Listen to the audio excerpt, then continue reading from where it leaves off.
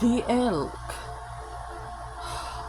Black old sun, won't you come and wash away the rain? Soundgarden. That's what I see when I look at this card. A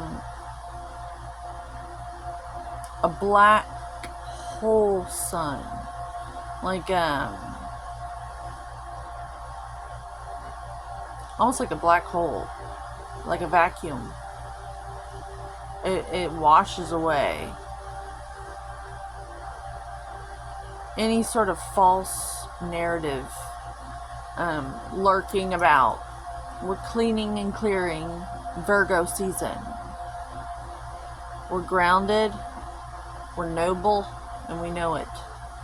We've withstood the test of being tied and tethered to a system that would break and humble most men.